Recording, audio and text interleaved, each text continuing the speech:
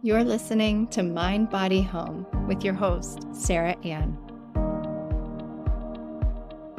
Hello, friends. I apologize for the delay in getting this episode out this week.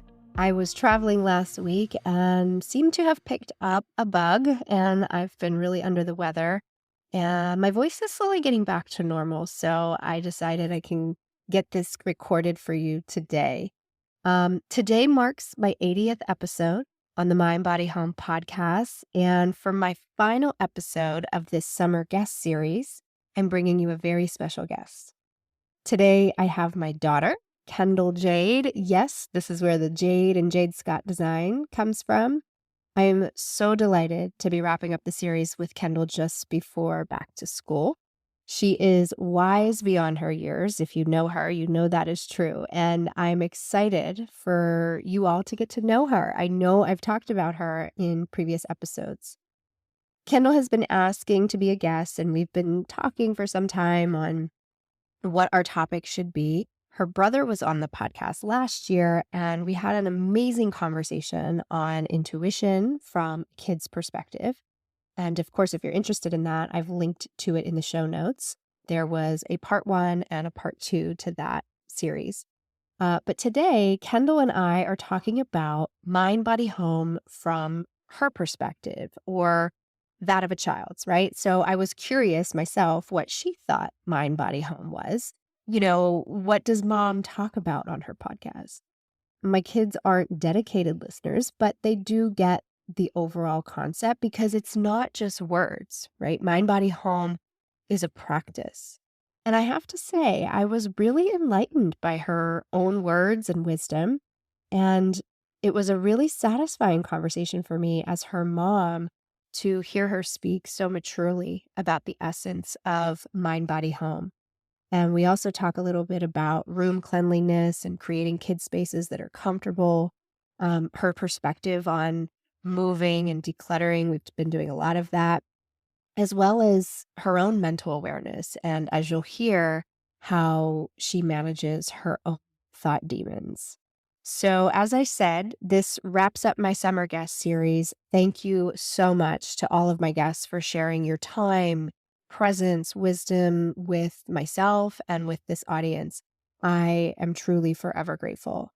Additionally, I will be taking a break from podcasting. There will be no new episodes until we get settled in Florida. Our home is under contract here in Austin. We are moving the first week of September, and so it is go time. However, I do plan on being back later this fall for all things Mind Body Home, so please ensure you are subscribed. That way you're notified when I do come back and begin releasing new episodes. There will be lots more to come. So please take this opportunity now to write a positive review on Apple Podcasts or Spotify. You can also subscribe to the Mind Body Home podcast on YouTube. Your reviews and support, they mean so much, and they truly have a direct impact on how others find this podcast as well. So your support is greatly appreciated. Lastly, this is the final call to make your Shop Elemental purchases and receive 40% off and free shipping. With the upcoming move, the site will be temporarily down until, again, I'm settled in, and that will start August 23rd. After that date, you will no longer be able to place your orders. I bumped it up a week because, of course, I will be packing up the inventory. I think that's it for my highlight reel today. And now on to today's episode. Please enjoy my conversation with my beautiful daughter and bestest friend, Miss Kendall Jade. Okay, here we are. We've been talking about making this recording for a while now, and so the day has finally come. You excited to be here? Yeah. Yeah. Welcome to the Mind Body Home podcast. For those of you listening, this is Kendall, my daughter. Yay. So I've had my son on the podcast. He was on last year, and we talked about intuition for kids. And I think the topic for Kendall and I is going to be a little bit of everything. Why not, right? A little bit of feng shui, a little bit of kids' bedrooms, organization, all from the lens of Ken's perspective. You like that? It did rhyme. That was good. Okay, so let's dig in. I've talked about you on a lot of previous episodes. I think a lot of the conversations have always revolved around your ability to keep your room clean and me witnessing myself being stressed out by that. And so it was always more about me and how your messy room made me feel. But what I realized, and this came from a previous conversation with another guest on the summer series, was that's sort of where like thoughts about ourselves, not necessarily great ones, begin to form when we hear our parents talk about, you know, you can never keep your room clean. You're such a messy person.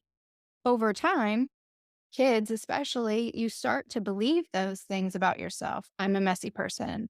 Why can't I just get it right? Why can't I keep my room clean? And then you start to really like shame cycle yourself into believing that.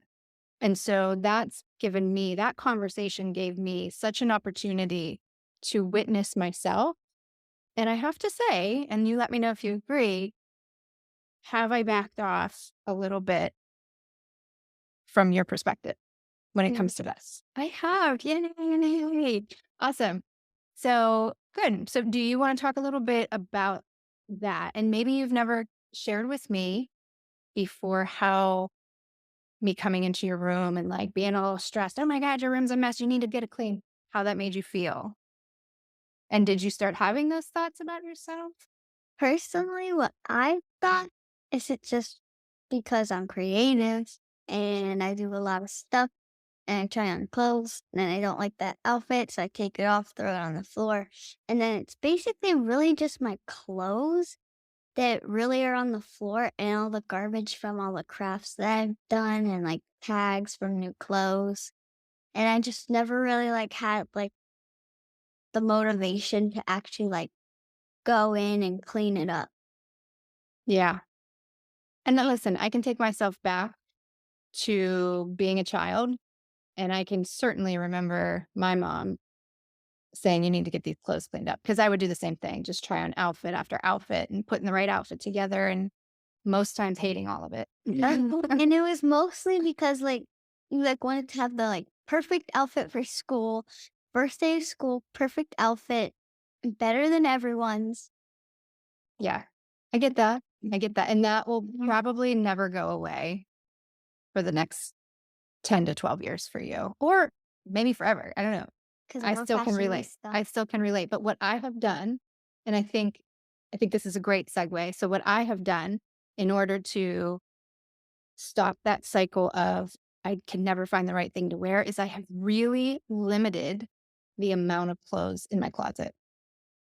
I Yeah, have we like to have, like, no clothes, like, you don't have, like, a lot of clothes because you have a lot of jean shorts, and you just kinda have, like, the same exact clothes, so you have to, like, find your style and not be picky and, like, not, like, try a different style that you think you're gonna be uncomfortable in, 'cause then you're gonna try it on, and you're gonna be like, "Yes, I want this because I think it looks good on other girls, but not on me." And you have to just be comfortable in those clothes. I love that. Just had by the time this comes out, 2 weeks ago, had a guest on talking about fashion and feng shui, and it's all about being in clothes that make you feel comfortable. So I love that you're already picking up on that. That's great.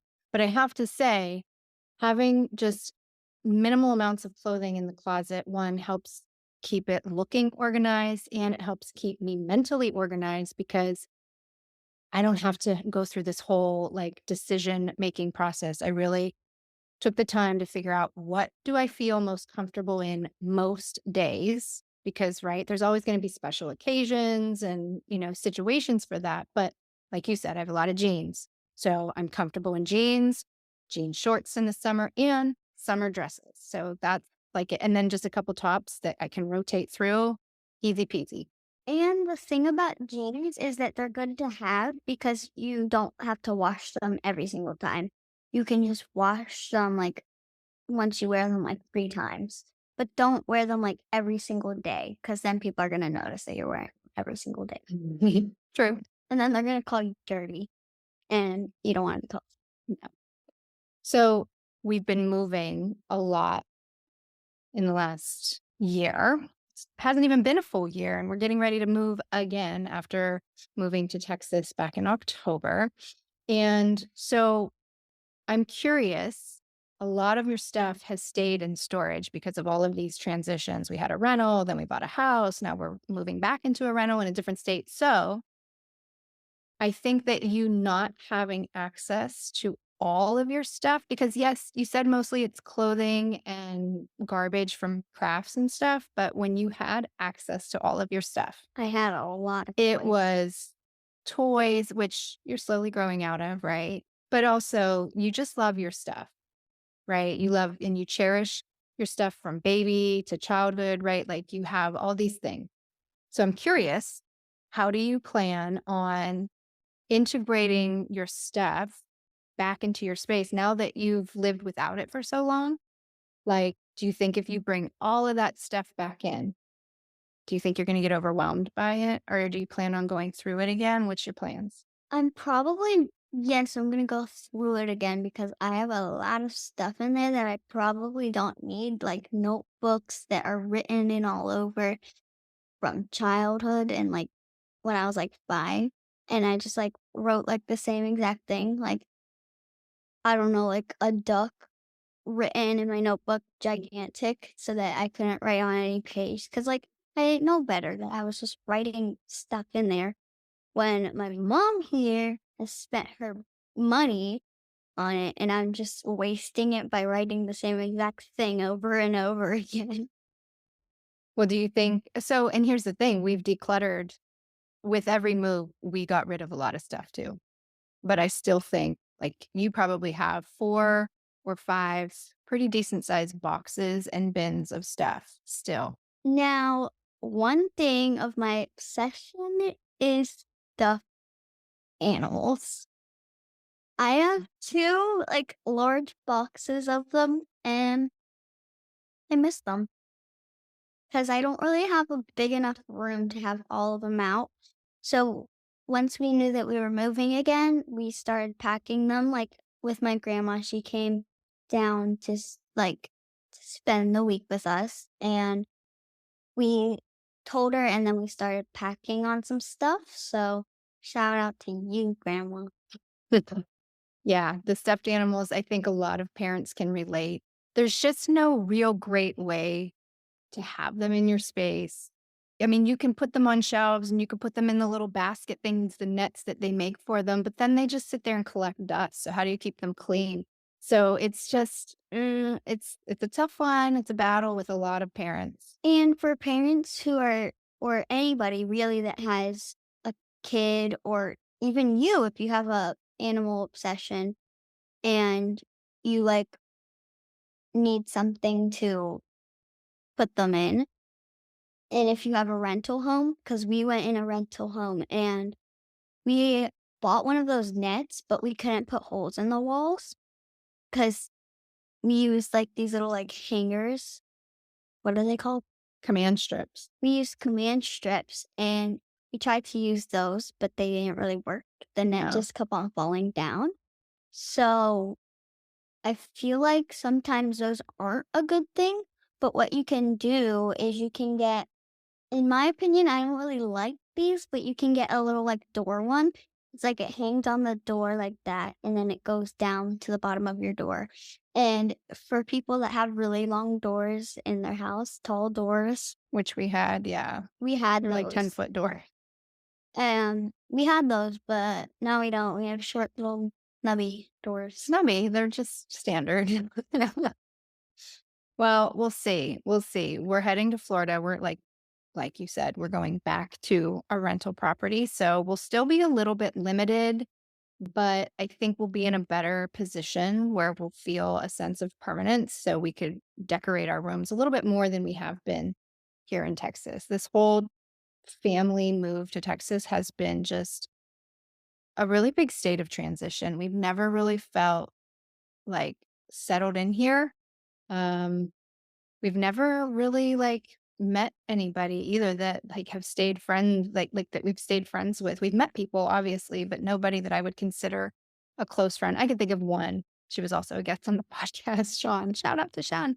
But really that's it. And I think if there's any positive in that is that I think it has made our family extra close. Her and I say all the time, we're best friends. My son and my husband, same thing. They're like besties for the resties. And so, I think that that's what this move has done for our family. We've really had to become each other's best friends. So I want to talk a little bit about Mind Body Home. That's the name of the podcast. So I'm really curious what you think from a kid's perspective. What is mind, body, home? What does that mean to you? So I feel like if it's in a kid's like room, kind of like the home of a kid's room, because basically, like sometimes rooms are kids' homes. That's what they consider their home, because that's what they probably spend the most time in, sleeping, watching stuff, playing. So I feel like kids who are old enough to make money, you can find stuff around the house and you can decorate your home because you may want, and this is for the parents too, or people out there who want a nice big home or nice little cottage, but you can't afford that. So look farther into it from the interior and not on the exterior because it would cost a lot of money to fix your home to look like the exterior of that house, like new brick, new roof. That costs a lot of money. So what you could do is you look farther into that home and see what your future home looks like on the interior. And then you can go and buy stuff and then make it into what it looks like on the expensive stuff. And I know sometimes people call that dupes, but maybe the expensive one is a dupe of the lower grade one. Never thought of it that way. Yeah. I mean, you can make your home look like what you envision, right? And that's part of Mind Body Home. It's creating that vision for yourself. How do I want to spend time in my home, or in your case your room? How do I want my room to make me feel? That's also important. Like how you spend your time and how it makes you feel. Like you want to, again, back to keeping a messy room. If you have stuff all over the place, did you ever really feel comfortable spending time in there? No, that's probably why, like, I had a lot of friends in that neighborhood. Now, that's when we were back in Pittsburgh. I don't know anybody here. So, when we were back in Pittsburgh, we had a lot of friends in that neighborhood, even my mom, my dad. And we, I don't know why, but like in the winter when we couldn't really go play and we were at school, when we would come home, we would want to like relax and like unload from all the stuff that happened today. And I don't know, but I never really like laid in my bed and watched YouTube or anything. I kind of just like sat on the couch. That's why I feel like I had a really strong connection with that couch. I know that sounds lazy, but Not at all. Not at all. I mean, you want to be in a space where you feel comfortable, right? We were just talking about clothing. We want to be comfortable. And that's what a good home does. It supports you in your goals and life goals, but it also you feel comfortable because when we're operating from a place of comfort, we feel safe. We feel safe to create, we feel safe to explore and just be ourselves, and that really is a very holistic way of looking at your well-being through the clothes that you wear, the creative outlets that you have, the comfort of your space. And so I would say in a nutshell, that really encompasses what Mind Body Home is, right? It's being comfortable in your own skin, your own body, your own home, and your own mind. So took us a while to get to that, but I think that's what we basically just said. feel like going back to the what it means for Mind Body Home and how to make it look like the interior of that house. You don't have to spend money, but you can try to find your style. And since that stuff, the places that you're going to, Dollar General, Dollar Tree, thrift stores, you buy that stuff and you make every different style that you think you would like. And you make it in the kind of like decor that you want. And then you see which one draws your eyes more to what style it is. And you don't want to make it like every single different thing. You want to make it the same thing because then you're going to be like, ooh, but I like that shape more. Ooh, but I like that more, the color more. And it's like you almost have to combine those, but also you kind of have to keep it the same because then you're gonna be like, "But I like that, but I also like that, but I also like that." And it's gonna be like you can't find your style, and you're gonna get frustrated.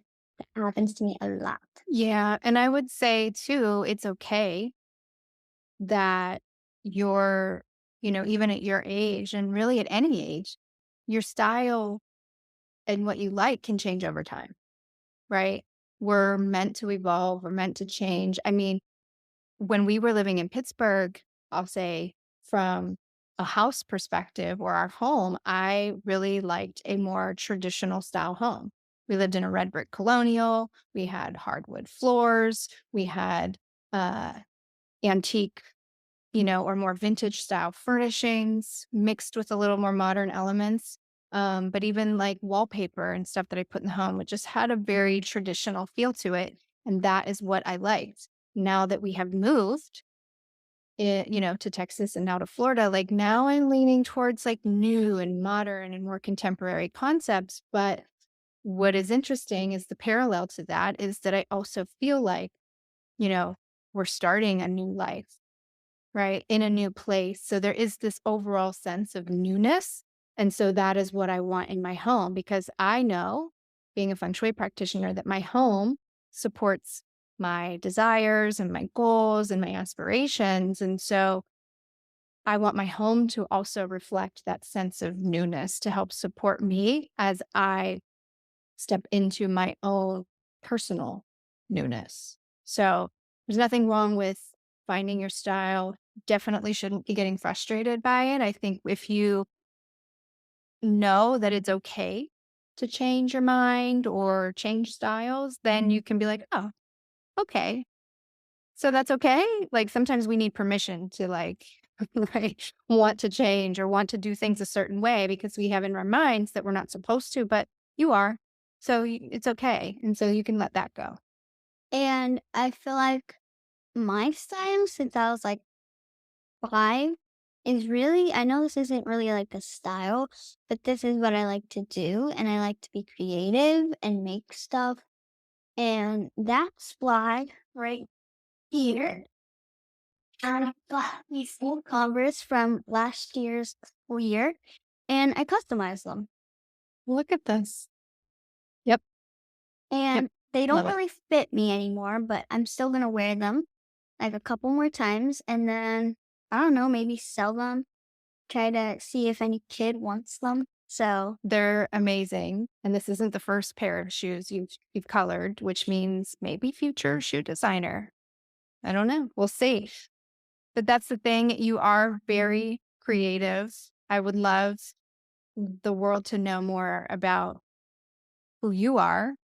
You always are coming to me with business ideas, which means the apple doesn't fall far from the tree. yeah, you guys keep your eyes out. I may be making a business soon. Yeah, always. She's always going on about, business. So I'm excited to see what you do. Do you have anything else you want to share with us about home, you, My mom, my best friend. besties for the resties? Yeah. So since we're talking about mind, body, home and how like, it's all connected, sometimes we get things called Thought demons. thought demons. Bum, bum, bum. What are thought demons? So we were watching this video one day, and they were talking about thought demons and how they can hurt your brain. They don't physically hurt your brain, but they mentally hurt your brain. So whenever one pops up, you create. So here's what I did. Well, give us an example of a thought demon that you have. No one likes you. So maybe when your friends aren't treating you right, and then a thought demon pops up, like boom, nobody likes you. So what I did is create like a little picture in your brain of a black ibis because that's where they go. So have y'all ever seen Inside Out? If you've seen that, Bing Bong goes into the forgotten memories. That's where the thought demons go.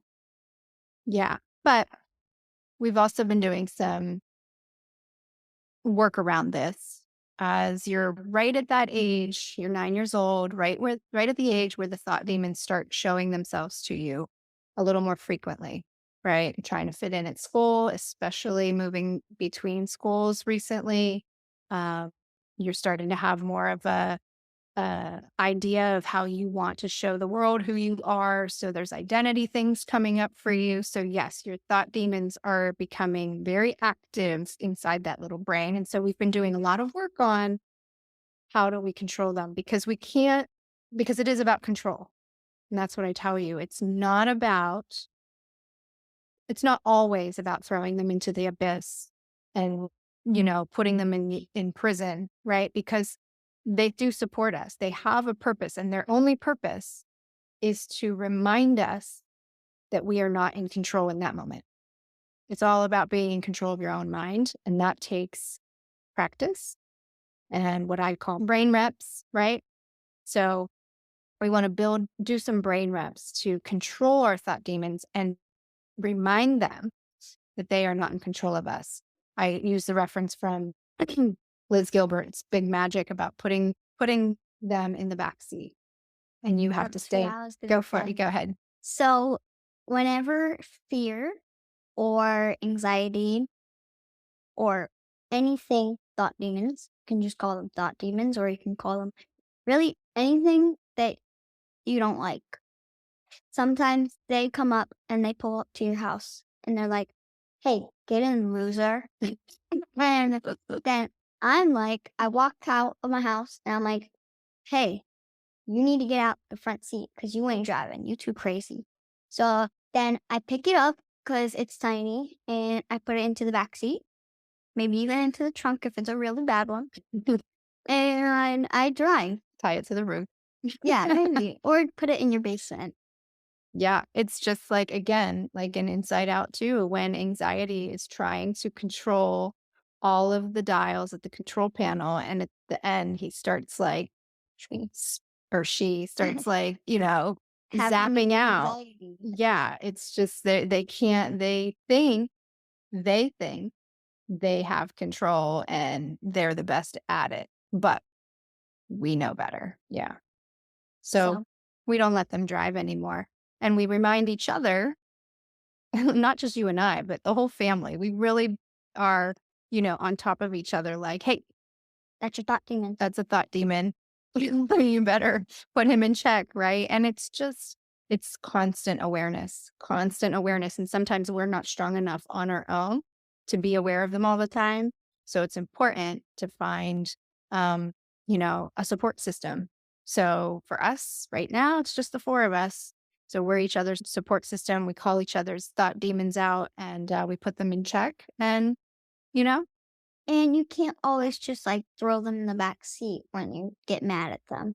You have to talk them out and really like connect to them. And then it's almost like my mom, how she calms me down when anxiety's taking over. And you have to like talk through them. And that's why it's important to have somebody that you know you can trust so that you can talk to them when that happens. Mhm.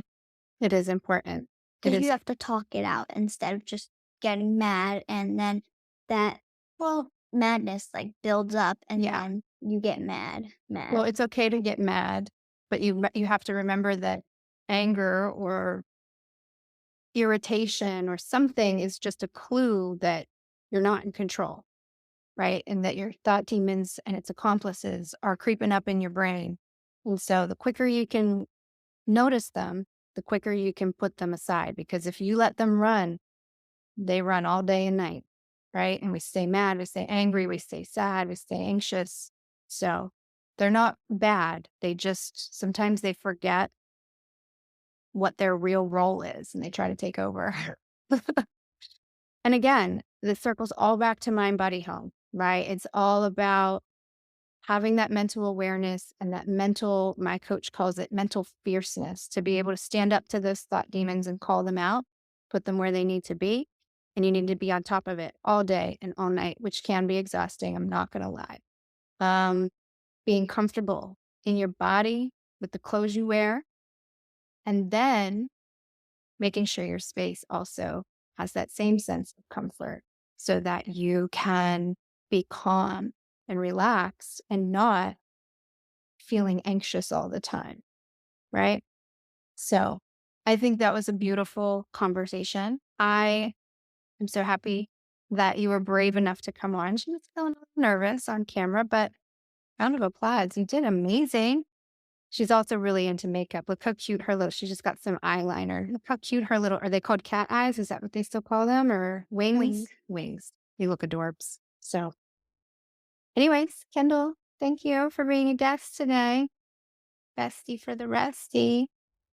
And that's a wrap. Thank you again to all of my guests for the summer series. Thank you to my listeners for your ongoing support. I will be back in the fall. Be sure you're subscribed to the Mind Body Home podcast. Until later this year, I'm sending you so much love and gratitude.